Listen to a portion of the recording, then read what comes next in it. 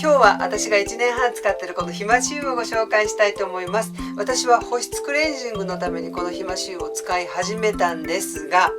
驚くような効果が後から出てきて、本当にこれは皆さんに紹介しないといけないと思って今日この動画を撮ってるんですけれども、紹介するにあたっていろいろ効能とか効果とか言われてることとか都市伝説いろいろ含めて調べてみました。そんなところも皆さんと一緒にシェアしたいと思います。よかったら最後までご覧ください。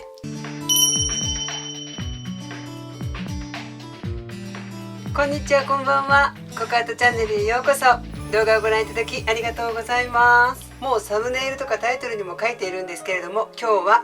ひまし油をご紹介したいと思います。このひまし油は私はもう1年半ぐらい使ってるんですけれども、ちょっと使ってみた効果とかちょっと思いもよらなかった美容効果なんかもあったので、それをちょっと紹介したいと思います。もう1年半も使ってるんですけれども、まだこれだけしか減ってないんですね。本当に持ちがいいというか、そんなにたくさんは使わないので本当に減るスピードが遅いというのが、本当にコスパは本当にいいので、こんなに大容量で、これは 960ml 入ってるんですけれども、これで1000円ちょっとだったんですね。それぞれのサイトとかそれぞれのショップによってお値段は違うと思うんですけれども、本当にどのサイトを見ても大体このひまし油っていうのは安いんですね。私がこのひまし油を買った理由というのは、動画でも何回かお話ししてると思うんですけれども、本当に乾燥肌に悩んだことがあって、その乾燥の時に普通のクレンジング、オイルクレンジングを使ってもジェルクレンジングを使ってもクリームのものを使っても何を使っても、クレンジングをした後は本当に乾燥肌がひどかったんですね。乾燥に悩んでるんだったらクレンジングにひまし油を使ったら保湿しながらクレンジングしてくれるからいいよということで買ったんですけれども、1年半使い続けてみてある効果を実感したので、急遽これを皆さんにも紹介しないわけにはいかないと思って今日紹介することになったんですけれども、紹介するにあたって自分に起きた効果が本当だったのかどうなのかっていうこともネットでいろいろ調べたので、その辺も今日は紐解いていって、その辺もじっくり皆さんと一緒にシェアしたいと思います。よかったら最後までご覧ください。確かにすごい乾燥肌の人のクレンジングにはおすすめだなと思ったんですけれども、なんといってもテクスチャーがオイルというよりまるで蜂蜜のようなテクスチャーなんですね。画面でも分かりますでしょうか。オリーブオイルとかスクワランオイルのようにさらっとしたオイルというよりも、本当に蜂蜜のようにドロッとしたテクスチャーが特徴なのがこのひまし油ということなんですけれども、このひまし油でのオイルクレンジングは本当におすすめなんですけれども、私が1年半使ってちょっと驚いたことがあるんですね。それは私のシミとかそばかすが何個かあったんですけれども、知らない間に消えてたんですね。これはこのひまし油が原因なのかなって最初は半信半疑でいろいろ調べてたら、どうもこのひまし油にシミとかそばかすを除去してくれるとか薄くするような効果があるということをネットで発見して、調べれば調べるほど本当にすごいことが分かったので、今日はその辺も皆さんに紹介したいと思うんですけれども、ある人からこのひまし油に重曹を混ぜてつけるとイボも取れちゃうよっていう風に聞いたんですよ。すごいなと思って、だからでき始めのちっちゃなイボだったらこのひまし油と重曹があれば取れるのかなと思って、ちょっと半信半疑で私もその後いろいろ調べてみたんですね。そしたらすごいことが分かったんです。これは本当にこのネットに書いてある人の個人的な感想かもしれないし、今話したイボのこととかシミそばかすのことも私の個人の感想なので、効果とかには個人差があると思います。この動画はひまし油がこうですよって効果を立証したり絶対効果ありますよっていうような動画ではないので、その辺だけ信じるか信じないかは皆様次第ということでご覧いただければと思います。もともとひまし油は何なのかなと思っていろいろ調べてみたら、トウゴマの種子から取れる 100% の植物性のオイルだそうです。トウゴマとは多年草で別名をヒマというそうで、正式な学術名ではキャスターオイルというそうです。なのでここにキャスターオイルと書いてます。日本語ではひまし油というそうなんですよね。近年では自動車用の工業用オイルとして使われてたひまし油なんですけれども、このひまし油そのものの歴史はすごく古くて、紀元前4000年以上の古代エジプトのお墓からも発見されているということなんです。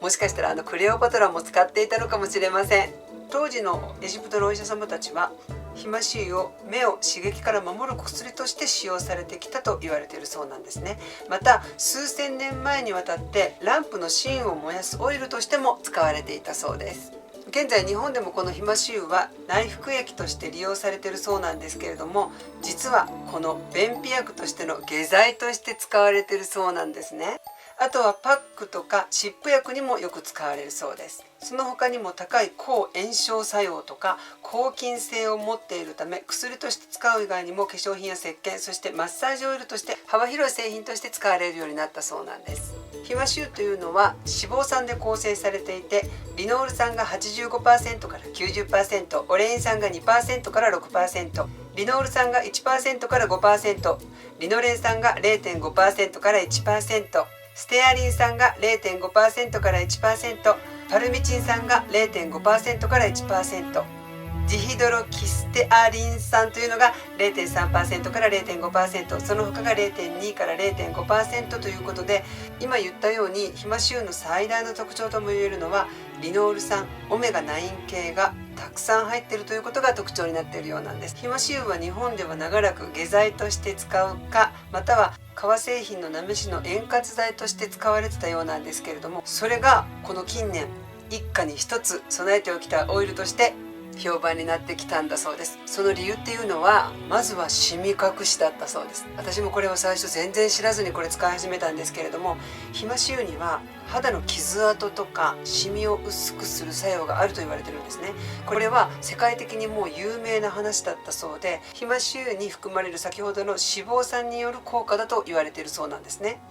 皮脂の組織に直接浸透して組織の成長を促しながら傷んだ箇所を癒すのを助けてくれるそうなんです。そしてこのひまし油は天然由来でとても安く手に入る保湿剤として人気があるということなんですね。高濃度の脂肪酸が肌に直接浸透して乾燥によって傷んだ細胞を修復してくれるそうなんです。皮膚の水分を復元する力もあるそうなので、だから私がこのクレンジングに使った時に乾燥を感じないでクレンジングに使えたのはそういうことだったんですね。日本ではまだまだ歴史が浅くて知らない人も多いそうなんですけれども、世界的にはスキンケアの分野で重宝されていて、もう有名な話だそうです。あとこのひまし油はニキビにも効くそうです。ニキビを起こしやすい肌質を持っている人は毛穴を詰まらせる可能性のある油を嫌がる傾向があります。しかしひまし油が持つリノール酸はその抗菌性と抗炎症特性によってニキビ菌を減らし、肌を改善してくれる効果が期待できるそうなんです。そして長年悩んでいたイボ治療にもこのひまし油が効果を発揮するそうです。わずか数週間で悩み続けていたイボが取れたというのは海外でも多く見受けられるそうなんです。あとは皮膚の炎症を治める効果もあるそうなんですけれども、日焼け跡やニキビ跡、そして乾燥肌が原因の肌トラブルを癒してくれます。コットンボールにひまし油を浸し、炎症のある場所に塗り込んでいきます。ひまし油はあらゆる皮膚の炎症に対して効き目が期待できますということです。それから妊娠線、ストレッチマークにもこのひまし油は効果を発揮してくれるようです。ひまし油は妊娠線やセルライトの修復、肌の弾力性の改善にも特性があると言われています。妊娠線の予防のためにも出産2ヶ月前から使用するのが良いとされていますが、妊娠後残ってしまったストレッチマークにも効き目を発揮します。即効性はありませんが、長く続けることで少しずつセルライト後の除去、妊娠線の除去が期待できますということです。それからまだまだあるんです。このひまし油には髪の成長を促す作用があるそうなんです。ひまし油には髪の成長を促す効果があると報告されています。健康な髪を育てるのに役立つオメガ9脂肪酸を含んでいます。頭皮や毛根の消毒、その毛根周りの血液循環も期待できるため、ひまし油を使った頭皮マッサージを定期的にしてあげましょう。頭皮だけではなく眉毛、そしてまつげにも効果があるとされています。私はこれ聞いたことあるんですけれども、まつげはなんか目に入ったら怖いなと思ってまだ使ったことないんですけれども、眉毛だったら抜きすぎて眉毛がなくなっちゃったっていう人にはもしかしたら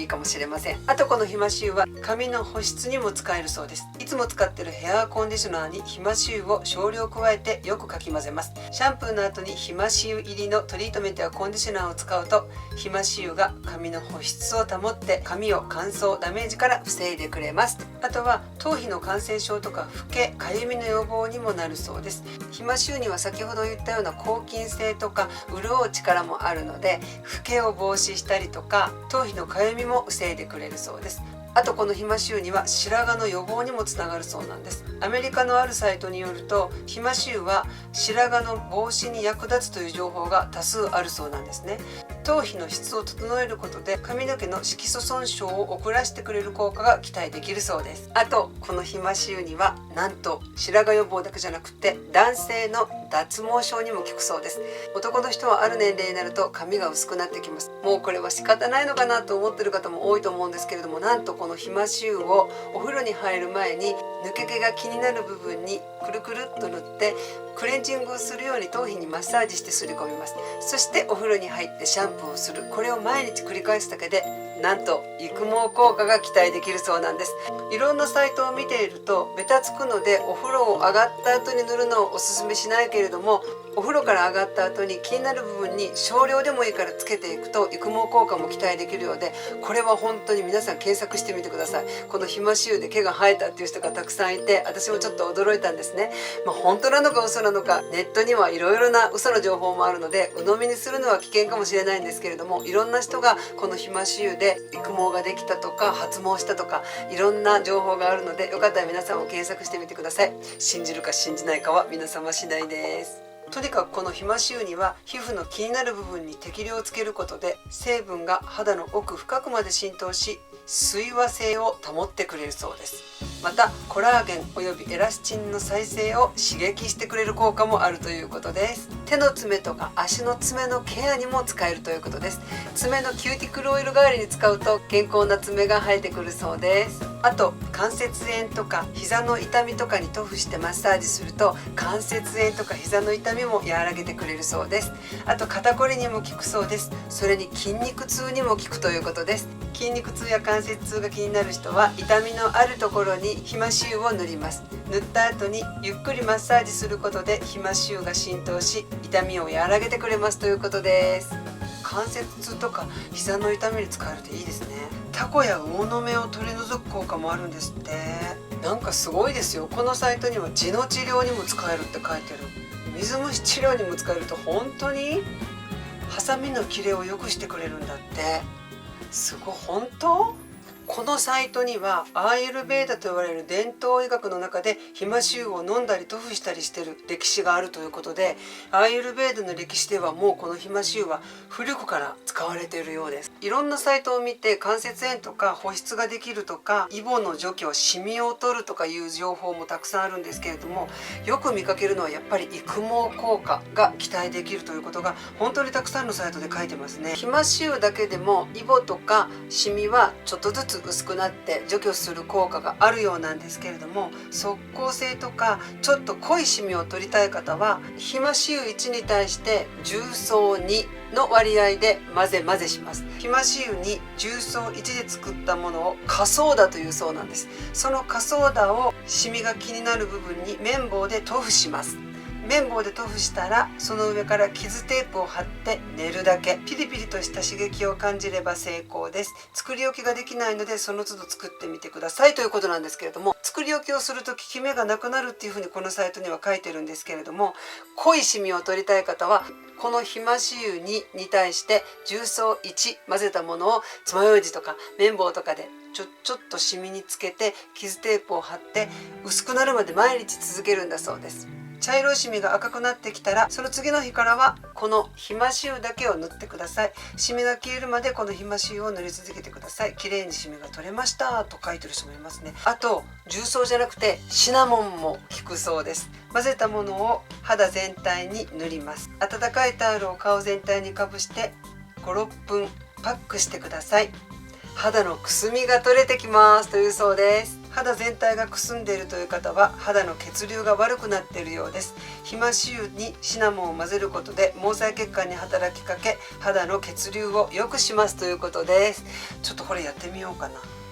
大丈夫なのかな。私はまだちょっと試したことがないのでおすすめですという動画ではありません。こういうものがサイトにありましたということを今皆さんと一緒にシェアしてるだけで、私やってみましたという動画じゃないですよ。今本当に複数のサイトを見てそれを皆さんと一緒にシェアしてて、こんなのがありました、あんなのがありましたっていう情報をシェアしているだけであって、よかったら皆さんも自己責任でぜひ自分で調べてみてください。そしてやってみようかなと思ったらぜひ試してみてください。なんかすごいですね。なんか調べれば調べるほどこのひまし油の可能性には驚きます。肌の保湿効果から肌のイボを取る効果から肌のシミ取り効果から育毛効果からネイルケアから保湿ケアクレンジング、何でも使えるこのひまし油、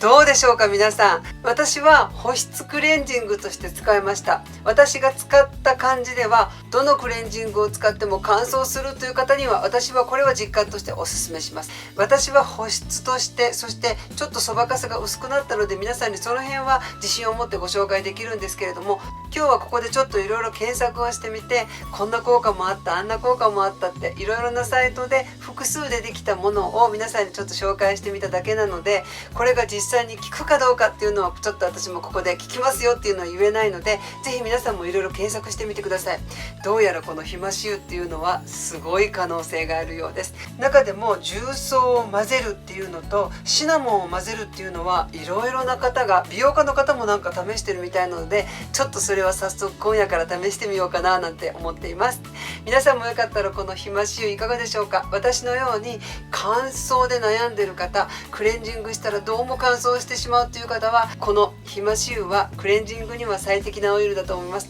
ただ最初にも言いましたようにテクスチャーが蜂蜜みたいなので他のオイルに混ぜて使ってる方もいるようなんですけれども、私はこれを直接使ってます。ただクレンジングじゃなくてパックとして使う時はコットンに湿らせてちょんちょんと少量叩くような形で使っています。ぜひ皆さんもこのひまし油始められてみてはいかがでしょうか。昔は工業用オイルとして使われてたもの、そして日本では下剤として使われてたこのひまし油がいろんな効果があるんだなっていうことが本当にびっくりしました。どれが本当でどれが嘘かっていうのはこのネット社会わからないんですけれども、私が肌に塗った感じでは別に肌にトラブルも起きなかったですし、そんなにトラブルが起こるようなものではないかなって私自身は思うんですけれども、ぜひ皆さん試される場合は腕のこの内側とかでパッチテストをしてから使うことをおすすめします。私は今後もこれをクレンジングオイル、そしてオイルパックとしてこれからも使っていこうかなって思っています。今日はそんなひまし油を皆さんにご紹介しました。最後までご覧いただきありがとうございました。